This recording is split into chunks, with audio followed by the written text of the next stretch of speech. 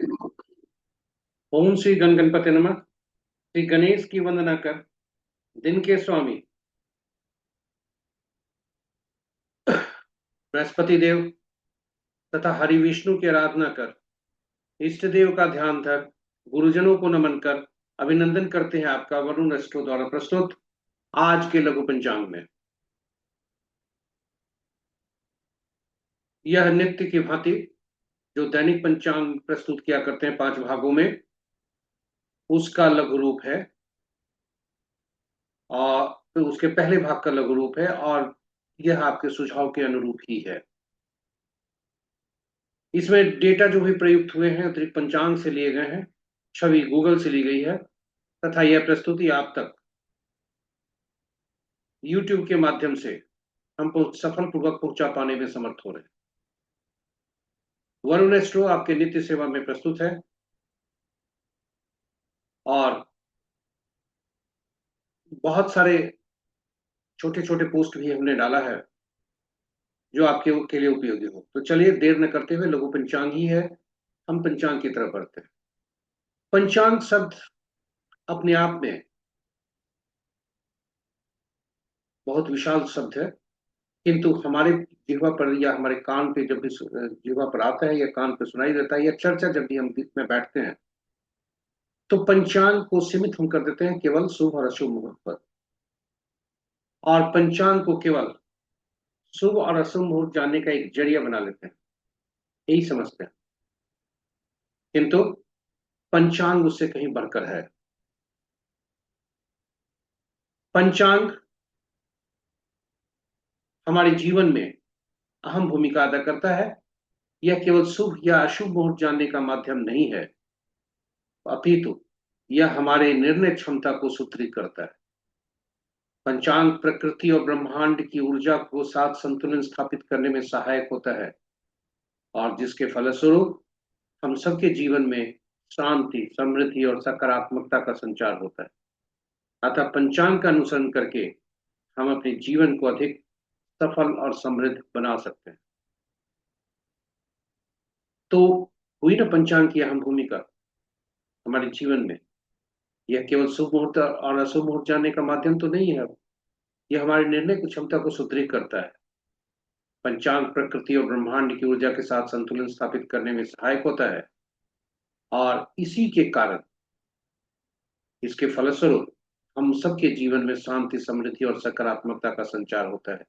तो आइए पंचांग का अनुसरण करके हम अपने जीवन को अधिक सफल और समृद्ध बनाएं। आज का पंचांग दिनांक 29 मई 2025, माह ज्येष्ठ, पक्ष शुक्ल, शाका संवत 1947 विश्वसु, विक्रम संवत 2082 कलायुक्त, और कलयुग का 5126वां वर्ष। सूर्योदय 4:59 पर, सूर्यास्त 6:35 पर, sunrise at 4:59 AM and sunset at 6:35 PM। आज का दिशाशुल दक्षिण है। फिर भी उस दिशा में यात्रा करना पड़े तो दही का सेवन कर यात्रा को में शुभता लाए। पंचांग के पांचों अंक: वार गुरुवार, तिथि देर रात्रि 11:18 तक तृतीया, उसके बाद चतुर्थी, नक्षत्र रात्रि 10:38 तक आर्द्रा, उसके बाद पुनर्वसु, और योग अपराह्न 3:47 तक सूल, और उसके बाद गंड। ये दोनों योग जो हैं अशुभ योग हैं। करण दिन के 12:31 तक तैतिल, और उसके बाद देर रात्रि 11:18 तक गर्भ, और तत्पश्चात वनिज। ये रहे हमारे पंचांग के पांचों अंग। महत्वपूर्ण मुहूर्त में शुभ मुहूर्त अभिजीत दिन के 11:20 से 12:14 तक। अमृत काल अपराह्न 1:24 से अपराह्न 2:53 तक। सर्वार्थ सिद्धि योग और रवि योग, ये दोनों एक ही समय पर हैं। सर्वार्थ सिद्धि योग, अमृत योग, रात्रि 10:38 से कल सूर्योदय के पूर्व तक, यानी 4:59 तक। विजय मुहूर्त अपराह्न 2:03 से 2:57 तक। गोधूलि बेला संध्या 6:34 से 6:55 तक। निशिता मुहूर्त देर रात्रि 11:26 से मध्य रात्रि 0:08 तक। रात्रि में किए जाने वाले पूजा पाठ, जब तक, साधना, तंत्र मंत्र आदि के लिए निशिता मुहूर्त श्रेष्ठ हुआ करते हैं। अशुभ मुहूर्त में राहु काल अपराह्न 1:29 से 3:11 तक।